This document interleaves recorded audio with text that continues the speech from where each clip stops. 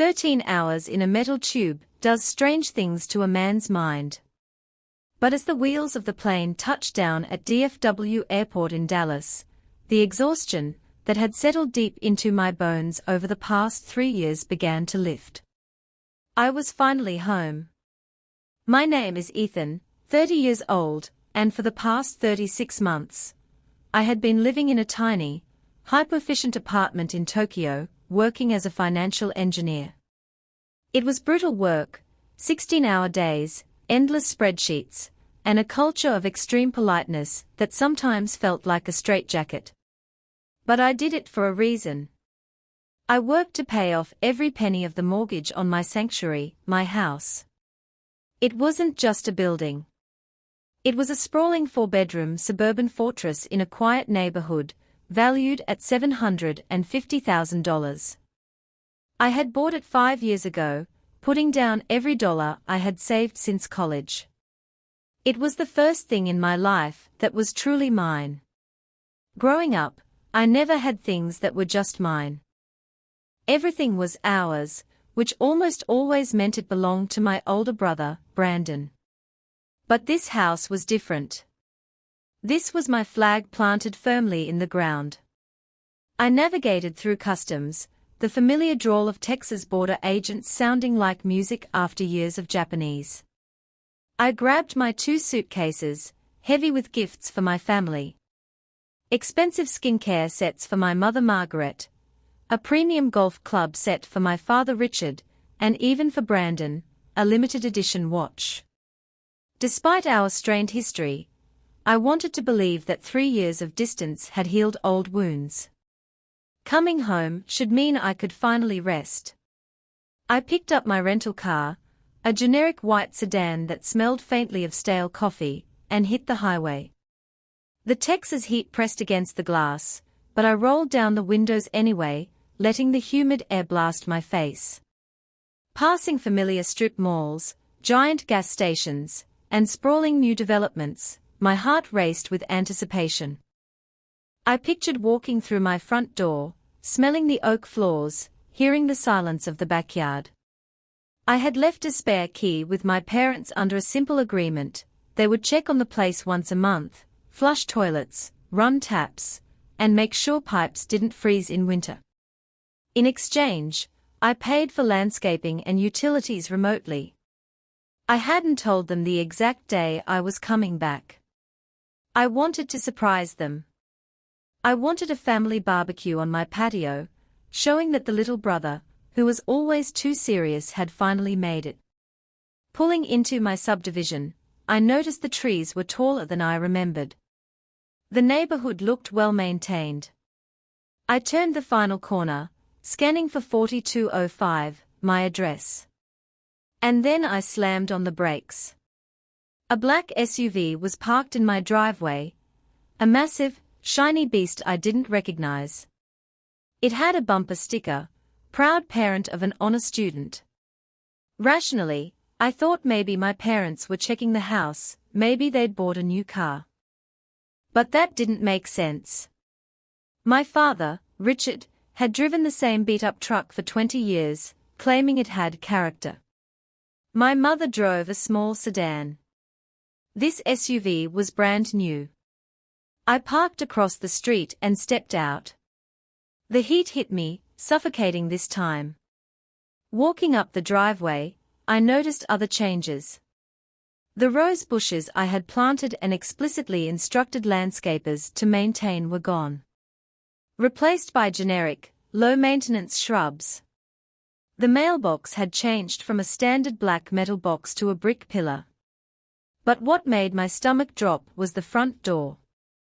I reached for the brass key I had carried daily in Japan, my talisman. It was useless. The standard deadbolt was gone, replaced by a glowing blue touchscreen smart lock. Panic prickled at the back of my neck. Had they rented it out? Did they think my absence meant they could make extra cash without telling me? I took a deep breath. If it was a rental, I could handle it. I just needed to ask the tenants to leave. I stepped onto the porch and rang the doorbell. A chime sounded, unfamiliar. The door swung open. A man in his mid-50s, wearing a polo shirt tucked into khaki shorts, held a half-eaten sandwich and stared at me with mild annoyance. "Can I help you?" he asked. I looked past him into the hallway, my hallway. My painting was gone, the walls repainted beige. "Who are you?" I asked, voice rougher than intended. The man frowned, chewing his sandwich. "Excuse me." "You rang my doorbell," I said. "I'm Ethan. This is my house. What are you doing inside?" He laughed incredulously. "I'm Mr. Donovan. I bought this house 2 weeks ago. Paid cash. Unless you're a ghost, get off my property before I call the cops." The words echoed in my head like a hammer. "Bought it? Impossible. My name is on the deed. I didn't sell it." Mr. Donovan's face hardened. "I don't need to look anything up. I sat at a closing. I signed the papers. Now get lost." Instinctively, I blocked the door. "Mistake. Don't touch my door," he roared, dropping his sandwich and pulling out his phone. "I'm calling the police. You're trespassing. Call them." I yelled, shaking, hands trembling. "I have my ID. I have my rights." 10 minutes later, a patrol car pulled up. Neighbors peeked out, staring like I was a criminal. A young officer approached. "Okay, settle down," he said. "What's the problem?" "This lunatic is trying to break into my house." Donovan spat, pointing at me. "I own it. I just got back from Japan." I shouted, showing my passport and Texas driver's license. The officer asked for proof. Donovan handed a blue-bound deed, closing date 10 days ago. It had been recorded. "You're trespassing," the officer said, pointing to my car. I had no choice but to leave, feeling like the world had tilted on its axis. I sat in my car for nearly an hour, heart pounding, fingers clenching the steering wheel so hard it left bruises. The afternoon sun had dipped slightly, turning the suburban streets golden, but I didn't notice. My house, my sanctuary, was gone. Bought out from under me. And the person who should have had my back, well, my instincts screamed that Brandon had a hand in this. I needed answers. I dialed his number. The phone rang twice before his voice came, casual, oblivious. "Hey, Ethan. You're back early. How was Tokyo?" I gritted my teeth, trying to keep my fury in check. "Brandon, did you know anything about my house being sold?" A pause. "Wait, what? Sold? What are you talking about?" "I'm serious. Some guy named Mr. Donovan is living there. He says he bought it legally. Showed me the deed." "Brandon, did you do this?" "Ethan, calm down," he said quickly. I didn't sell your house. I swear. I mean, I might have, well, maybe I facilitated a deal, but you left for Japan, you never responded to the letters." I slammed my hand against the steering wheel. "Letters? What letters? What are you talking about?" Brandon sighed. "Look, Ethan, Mom and Dad, well, Mom mostly, she got fed up with waiting. You were gone for 3 years. No payments on some of the HOA stuff, taxes, she got advice, made a deal with a buyer. I just signed a few papers." "You what?" My voice rose, drawing stares from a passing jogger. "You signed away my home. My sanctuary. My life savings." "Ethan, it's complicated. I was trying to help. You weren't here. You weren't help." I interrupted, shaking with anger. You sold my house behind my back and called that help. Brandon's tone shifted, defensive. Mom said she was doing what she thought was best. You can't just come back and yell at us. It's done. I closed my eyes, trying to breathe. Betrayal ran through me like acid. My mother, Margaret, had always had a controlling streak. Over the years, it had simmered beneath polite smiles, subtle critiques, and helpful advice that often left me more confused and hurt than guided.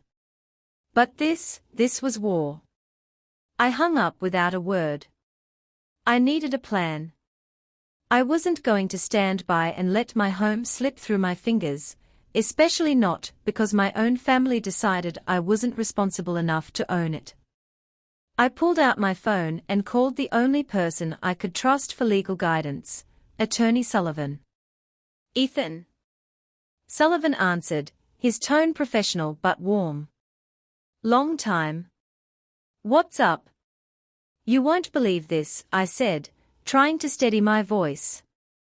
I explained everything, the flight home, the SUV, Mr. Donovan, the smart lock, the deed, and finally, Brandon's role. There was a pause on the line. Then Sullivan said, Ethan, that's serious. Very serious. If your name is still on any part of the title, or the sale was coerced or fraudulent, you have options. But we need to move fast. The clock starts ticking the minute a deed is recorded. I felt a spark of hope. Maybe this wasn't over. What should I do first? Gather everything you have. Emails, bank statements, proof of payment, any communication with your parents, anything about the house. Then we'll meet. We'll analyze the transaction. I've seen schemes like this before, families trying to liquidate assets without consulting the real owner. It's ugly, but winnable. I hung up, my mind racing. I couldn't just confront my mother yet. I had to strategize. But I needed answers fast. If Brandon was complicit, who else in my family might be too? I knew my father, Richard, wouldn't directly betray me, he was too stubborn, but he often let Margaret take the lead, nodding along silently. Pulling out a small notebook I always kept in my backpack, I began listing everything I knew. Mr. Donovan bought the house. Closing date, 10 days ago. Smart lock installed. Rose bushes replaced. Personal items removed. Brandon signed papers under Mom's instruction. Margaret orchestrated the sale. My fingers moved faster than my brain could process. But then a terrifying thought hit me, could my mother have done more? Could she have hidden money from me, diverted payments, or even tried to sell other assets? The years of subtle control, the endless criticisms, suddenly made sense. This wasn't just about the house, it was about power. I called Riley, my cousin and my confidant, the only family member I trusted implicitly. Riley, I said, voice urgent, something terrible has happened. Mom sold my house behind my back. Her pause said everything. Ethan, that's insane. Are you okay? Where are you? I'm fine, but I need help. I can't trust Brandon, I can't trust Mom. You need to come over, I'm on my way, she said, her tone fierce. Don't confront anyone yet. Just stay safe. As I hung up, I stared at the street where my home should have been. A black SUV, a stranger, and the betrayal of my family. The next steps would require patience, strategy, and a cold, calculated plan. I couldn't let anger blind me. The house was more than walls and doors, it was proof that I had fought for something of my own, and I wasn't going to let them take it without a fight. The fight had just begun. Riley arrived within 30 minutes, parking her car across the street so we wouldn't draw attention. She was furious, pacing back and forth as I explained everything again, though I knew she already grasped the betrayal from the moment I called. "Ethan, this is insane," she said, gripping my shoulders. "Your own mother sold your house. How could she think that's okay?" "I don't know," I admitted, rubbing my temple. "I always knew Mom was controlling, but this feels like a personal attack." "And Brandon, he actually helped her." Riley's eyes narrowed. "Brandon? I shouldn't be surprised. He's always been Mom's little puppet." "But this is about more than the house. She's testing boundaries, Ethan. She's trying to see how much she can take from you before you fight back." I stared at her, the truth sinking in. My mother had always been manipulative, but I had never thought she would stoop to outright theft. The way she'd orchestrated every move, the silent approval from my father, it was worse than I imagined. "Okay," I said, trying to focus. "We need a plan. First, we need to figure out what she's hiding. Second, we need evidence if I'm going to fight this legally. And third, I need to make sure Mr. Donovan can't just claim ownership without question." Riley nodded. "Step 1, intelligence. We need records, emails, anything showing she was behind the sale. Step 2, legal backup. Step 3, revenge if necessary." I smirked at her last remark. Even in the midst of this chaos, her fiery energy always made me feel like I could conquer the world. We spent the next hour combing through old emails, bank statements, and legal documents I had stashed away. I found several emails from my mother to Brandon, subtly instructing him to take care of the house while I was abroad. One email in particular stood out. It detailed instructions for signing papers if I didn't respond within a certain time frame. Riley gasped. "Ethan, this is gold. This proves she premeditated everything." I nodded, my mind racing. "Exactly. Now we can take this to Sullivan and make a solid case." But that's not enough. I need to understand why she did this. It's not just about money. It's personal. We dug deeper, examining family financial records and personal journals I had kept during my travels. A pattern emerged. Mom had been slowly liquidating assets I thought were safe. The house was just the beginning. She had tried to manipulate my inheritance, redirect investments, and even influence distant relatives to side with her. "She's trying to control everything," I whispered, feeling the weight of years of subtle manipulation crashing down on me. "And Brandon, he's her enforcer. My father, he probably doesn't even realize how far this has gone." Riley frowned. "You need to confront him carefully. And Mom, we'll have to be strategic. If we go in emotionally, she'll use it against you." I took a deep breath. Step 1 is the house. Step 2 is confronting the truth. And step 3, making sure they regret ever underestimating me. We called Sullivan and scheduled a meeting for the next morning. He was impressed by the evidence we had gathered and immediately outlined a strategy to challenge the sale. The key was proving coercion and premeditation, and the emails from Margaret to Brandon were the strongest piece of evidence. As we hung up, I felt a spark of hope. Maybe justice wasn't just a dream. Maybe I could reclaim not just my house, but my dignity. That night, I couldn't sleep. I kept picturing Margaret's smug smile, Brandon's defensiveness, and the stranger who now occupied my home. I knew the road ahead would be tough. Confrontations would happen, secrets would be revealed, and emotions would run high. But I also knew one thing. I wouldn't back down. The next morning, Riley and I arrived at Sullivan's office, armed with documents, emails, and a clear plan. He went over everything carefully, highlighting points that could be used to invalidate the sale. "Ethan," he said, "you've done well gathering evidence. If we act fast, we can file for an injunction to freeze the current ownership. That will prevent Mr. Donovan from taking full control while we challenge the sale.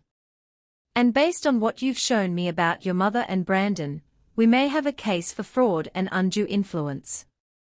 I felt a rush of determination. "Then let's do it. I want my house back. And I want them to understand that betraying me comes with consequences." Sullivan smiled. "We will. But remember, this is as much a battle of patience as it is of evidence.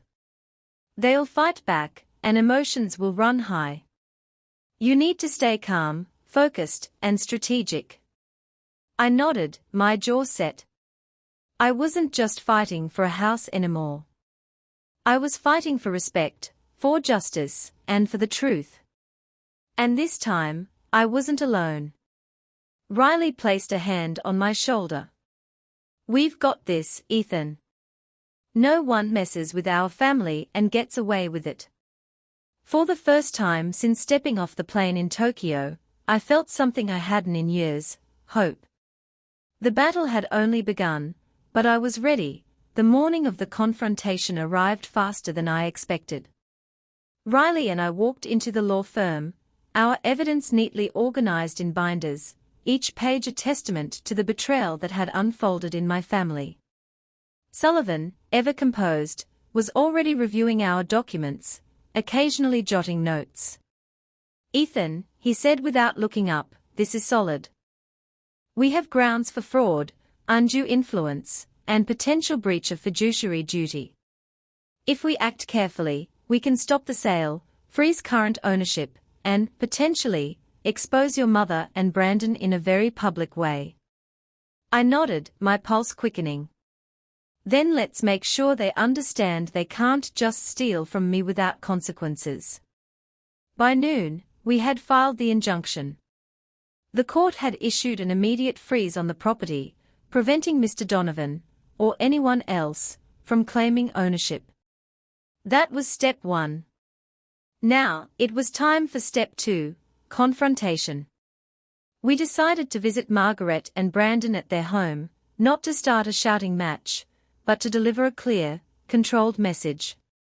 Riley drove, and I sat silently in the passenger seat, rehearsing what I would say.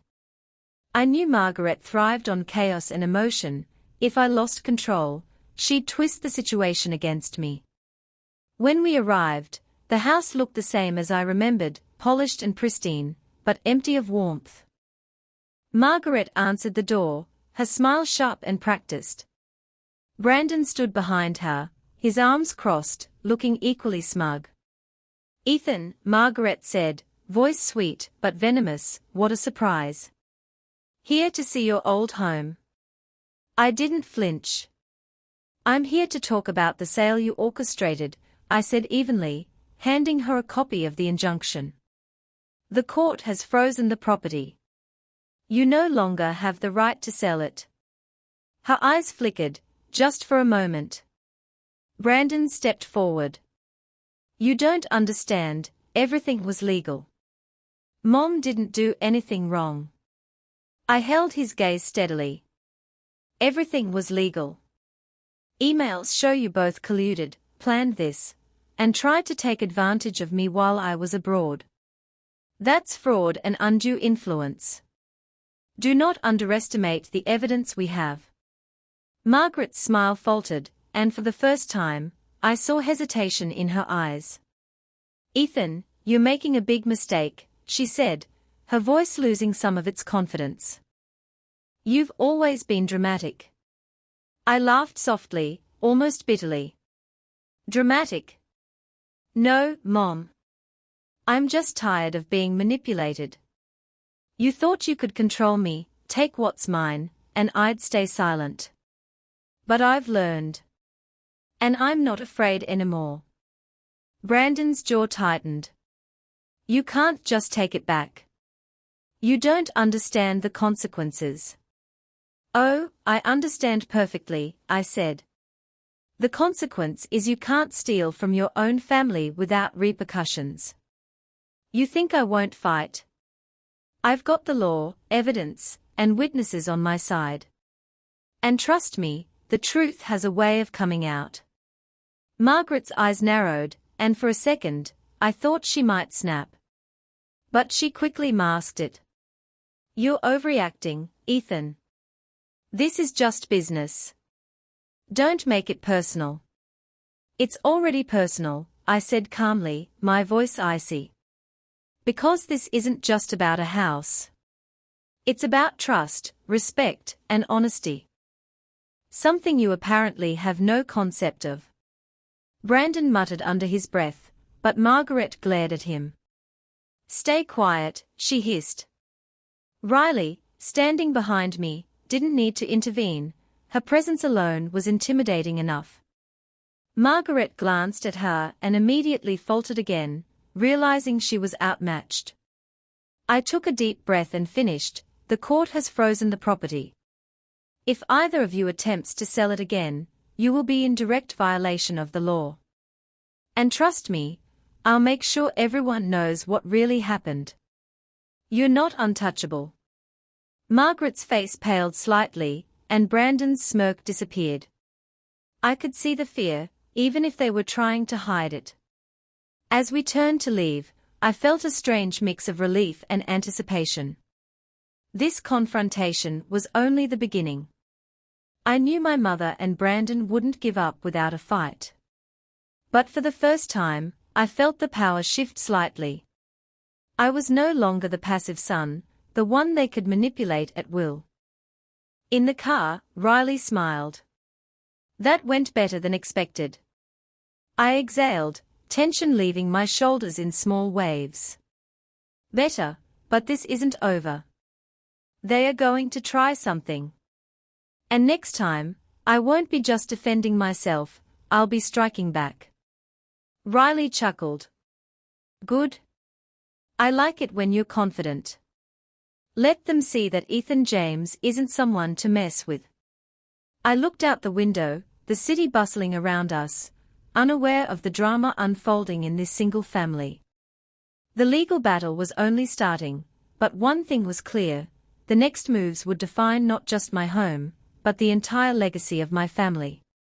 And this time, I was determined to win, not just for the house, but for the truth, my dignity, and the justice I deserved. The night after our confrontation, I couldn't sleep.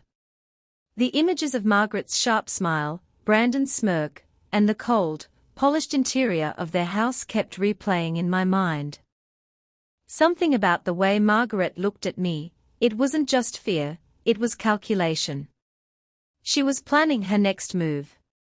Riley noticed my restlessness. You're thinking too much, she said softly, sitting beside me on the couch. But maybe, this is the time to dig deeper. If there's more they are hiding, you need to know now. Her words struck a chord. I realized that I had been fighting only the surface of the problem. The house, the sale, the obvious betrayal, those were symptoms. The real battle was hidden, buried deep within family secrets I had never known. The next morning, I started combing through old documents, emails, and financial records I had gathered over the years. I wasn't just looking for proof of the attempted sale. I was hunting for anything Margaret or Brandon had tried to hide. Hours passed. Then I found it, a series of encrypted emails between my mother and a mysterious figure named Victor Kane, someone I had never heard of before. Victor's name rang an alarm in my mind. Who was he, and why was he involved in our family affairs? The emails revealed coded instructions, money transfers, and strategies. Everything pointed to a larger plan that went beyond just selling my childhood home. They were manipulating assets, influencing distant relatives, and even attempting to rewrite parts of the family trust. I couldn't believe it.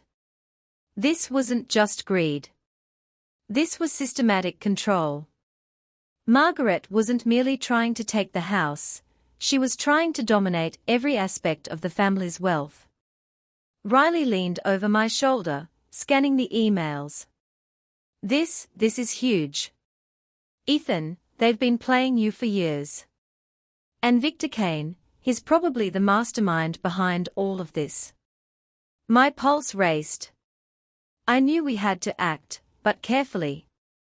If Victor Kane was as ruthless as these emails suggested, any misstep could be catastrophic. We needed evidence strong enough to withstand scrutiny and expose the full network of deception. Over the next few days, I tracked transactions, cross-referenced bank records, and even reached out to old family associates discreetly. Every lead brought a new revelation. Brandon wasn't just a sidekick, he was actively helping Victor manipulate and siphon funds. And Margaret, she was the perfect mask, appearing caring and generous in public, while secretly orchestrating everything behind closed doors. Then came the bombshell. One of the associates provided a set of photographs showing Brandon and Victor meeting with a group of influential lawyers and bankers. They weren't just planning to steal the house, they were attempting a full-scale takeover of the family trust. And the dates aligned suspiciously close to the day Margaret had tried to finalize the house sale. I realized the stakes had escalated. This wasn't a private family feud anymore. This was a calculated attempt to control an empire that my father had built. And if I didn't act fast, the consequences could destroy not just me, but everyone in the family who had no idea what was happening. Riley looked at me, determination shining in her eyes. Ethan, you have two choices. You can fight this alone, or you can take the evidence to the authorities. With what you've found, you can stop them, and maybe even bring them down completely. I clenched my fists. I won't let them get away with this. Not after everything. They've underestimated me for years. It's time they see what happens when someone finally stands up to them. We decided to approach a federal investigator specializing in financial crimes. Presenting the emails, photographs, and transaction records, we outlined the elaborate scheme orchestrated by Margaret, Brandon, and Victor Kane. The investigator was stunned. "This is a sophisticated operation," he said. "If what you're showing me is accurate, we can start a full investigation immediately." They've crossed legal and ethical lines at multiple levels. As we left the office, a sense of cautious triumph washed over me. But deep down, I knew this was only the beginning. Margaret would not go down without a fight. Brandon would escalate, and Victor Kane, whoever he really was, would be dangerous. That night, I stared at my childhood home from a distance, the lights of the city casting long shadows. I could almost feel my father's presence, as if he was silently urging me forward. The fight wasn't just for a house, it was for truth, justice, and the legacy of everything my family had built. Riley nudged me gently. "Ready for the next move?" I nodded, a fire igniting within me. More than ever. This time, we don't just defend, we strike back. And with that, the real battle began. The morning air in Seattle was crisp, but it did nothing to calm the storm inside me. Every moment I spent planning my next steps felt like a countdown to war. Margaret and Brandon had underestimated me for years, and Victor Kane, the man behind the curtain, was about to find out that the little brother they had dismissed could fight back with precision. Riley and I had spent the last 48 hours tracing every transaction and every communication linked to Victor Kane. It wasn't just my parents' assets at risk. Victor's network reached into banks, shell companies, and offshore accounts that spanned continents. He wasn't just greedy, he was methodical, calculated, and ruthlessly efficient. I couldn't afford mistakes. I had to gather undeniable proof before anyone could even blink. Riley suggested an in-person meeting, using a ruse to draw Victor out. It was risky, But it was the only way to get the full scope of the operation and catch him red-handed. The meeting was set at a luxury hotel downtown. Victor's reputation preceded him, sleek, intimidating, a man who commanded attention without raising his voice. I had never met him, but Riley had dug up everything she could: interviews, photos, even obscure mentions in financial forums. The man was dangerous, but he was also predictable in his arrogance. I entered the lobby first, scanning the room for the signs Riley had described. There he was, tall, sharp-featured, impeccably dressed, his piercing eyes scanning the room as if he owned every square inch of it. Brandon lingered behind him, nervously checking his watch. Margaret wasn't present, probably staying in the shadows to manipulate events from a safe distance. Victor Kane's eyes locked on mine the moment I walked in. He didn't smile. He didn't flinch. He simply nodded, an acknowledgement of our shared awareness of the high stakes. "Ethan Riley," he said smoothly, his voice calm, controlled. "I've heard much about you. And none of it flattering, I presume," I replied, matching his calm, keeping my tone steady. Victor's lips curved into a small, almost imperceptible smirk. "You're clever. I'll give you that. But cleverness doesn't undo bad decisions. You're playing in a league far beyond what you understand." I let him talk, observing, calculating. Every word, every gesture was a clue, a pattern I could use. "I understand perfectly," I said finally. "You, Margaret, and Brandon, your entire operation is fraudulent. I have proof, every transaction, every email, every account you've tried to hide." Victor's smirk widened slightly, but there was a flicker of unease in his eyes. "Proof? Or assumption?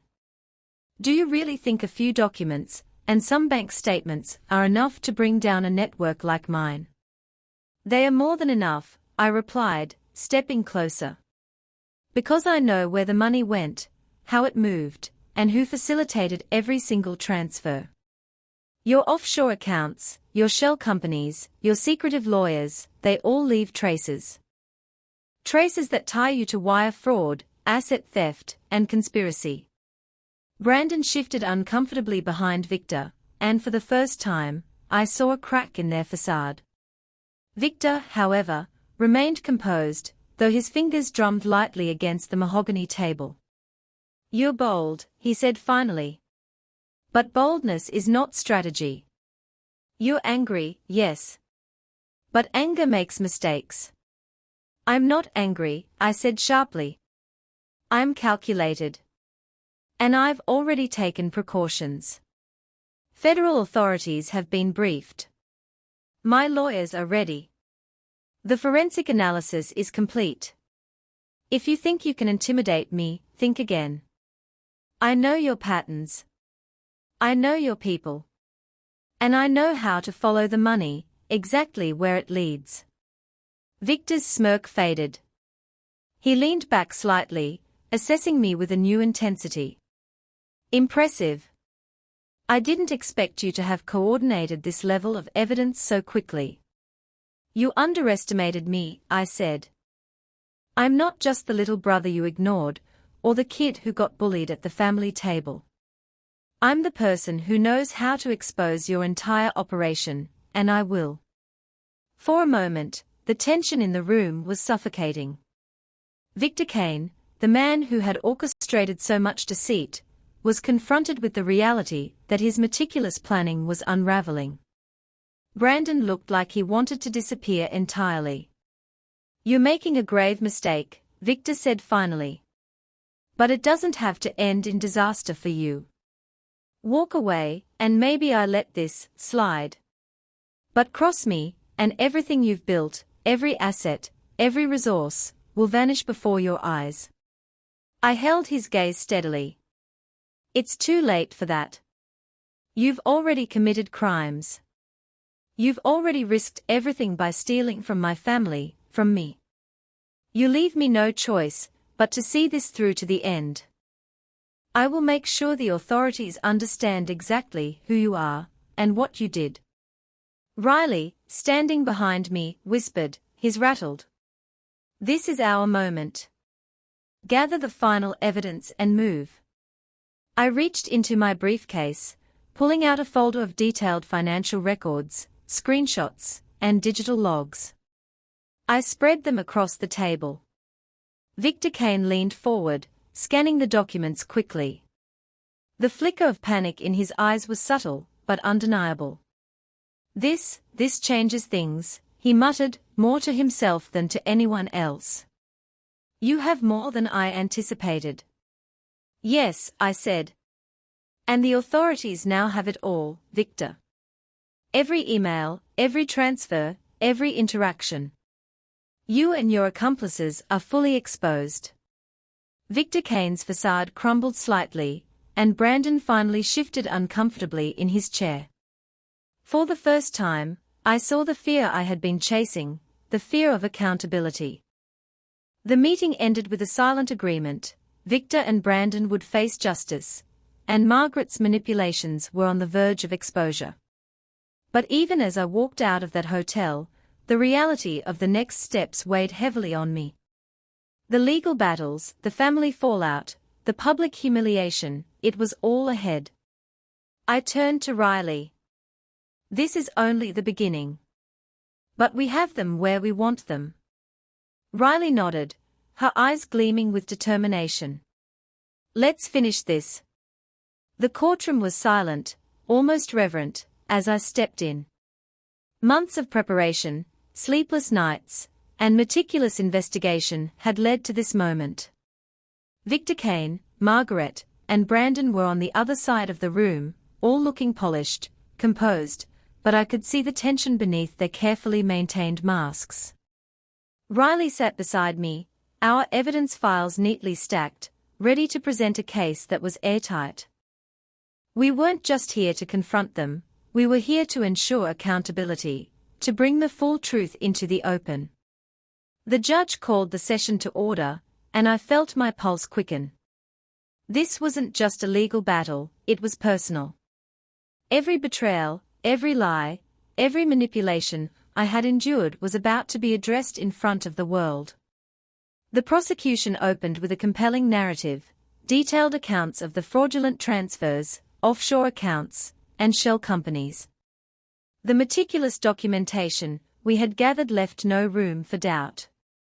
Every piece of evidence pointed directly to Victor Kane's leadership, Brandon's complicity, and Margaret's silent manipulation. Victor tried his usual calm, collected demeanor, but even he couldn't mask the cracks forming under pressure. Brandon avoided eye contact entirely, and Margaret's face betrayed the faintest hint of worry. The witnesses we had lined up, including financial analysts and former associates, painted a picture so detailed and damning that even their lawyers struggled to counter it. When it was my turn to speak, I felt the weight of the entire journey pressing down on me. Standing there, I addressed the court with deliberate calm, recounting every betrayal, every scheme, and every act of deception. I explained how I had uncovered their network, tracked every transaction, and compiled indisputable proof of their wrongdoing. "This isn't just about money," I said, my voice steady but powerful.